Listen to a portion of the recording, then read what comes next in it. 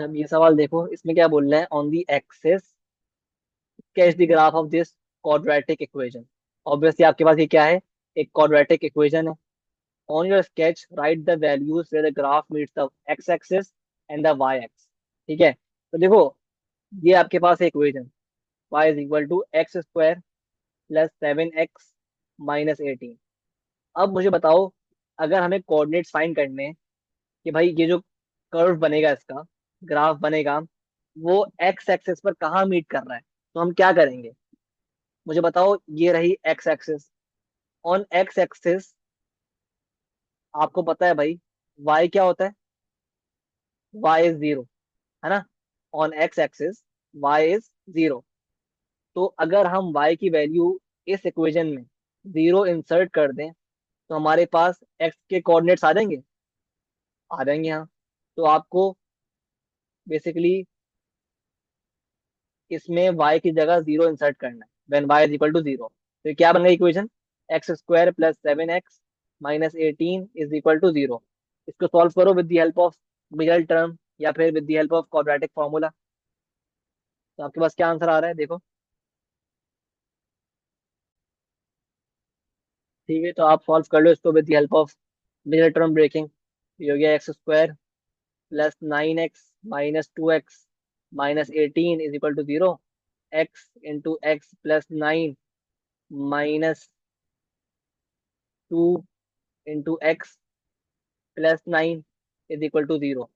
तो हमारे पास ये आ गया x minus 2 into x plus 9 is equal to zero, right.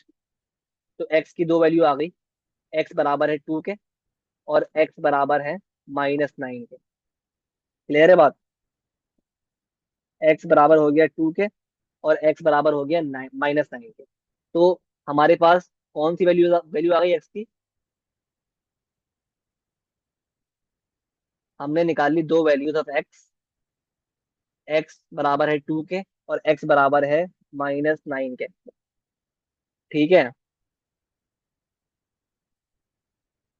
तो इसको हम मार्क कर देंगे ग्राफ पे। मतलब हमारा जो ग्राफ है वो इन दो वैल्यू से गुजर रहा है ऑन एक्स एक्सिस, एक 2 से और एक माइनस 9 से।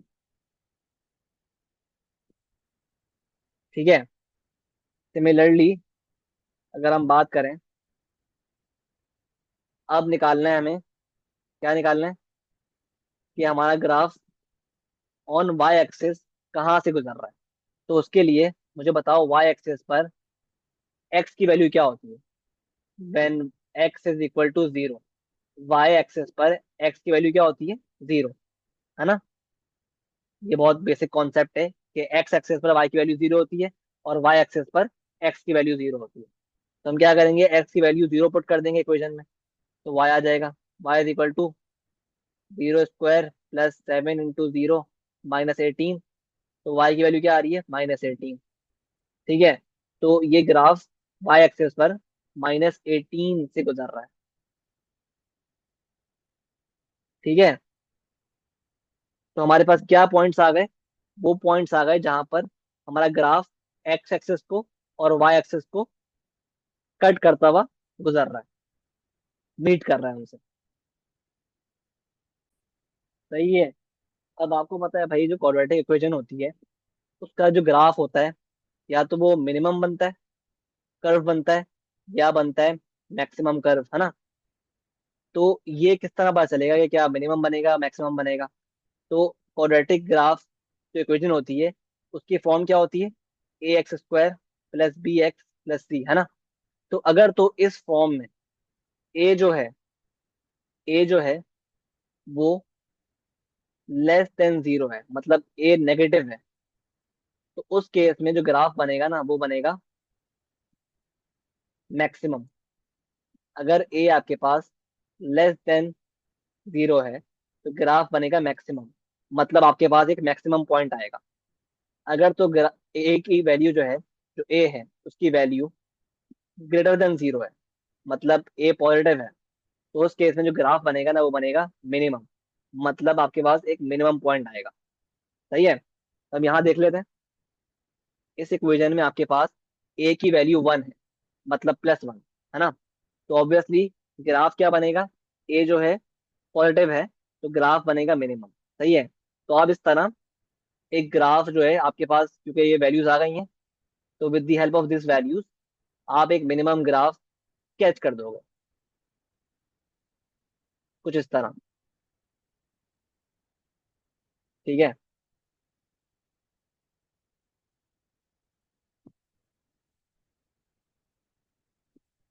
सही है। और आपका मिनिमम पॉइंट जो होगा वह इस क्वाड्रेंट में लाया करेगा। ठीक है। आई होप क्लियर है। अब देखो ऑब्वियसली आपको जो ये रहा आपका मिनिमम पॉइंट, अब देखो उसने सवाल में मांगा नहीं है मिनिमम पॉइंट। ठीक है। तो आपको जरूरत नहीं है मिनिमम पॉइंट फाइंड करने की। ठीक है। आपको इस पे ही मार्क्स मिल जाएंगे।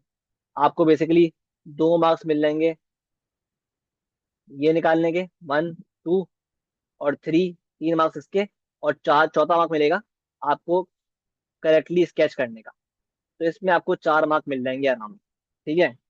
आपको खामा खाई में एफर्ट डालने की जरूरत नहीं है कि आप मिनिमम पॉइंट निकालो अलग से। ठीक है। उसको फाइंड करो, उसको प्लॉट करो उस तरह। ठीक है। ये काफी है, ये पॉइंट्स काफी हैं। ठीक है।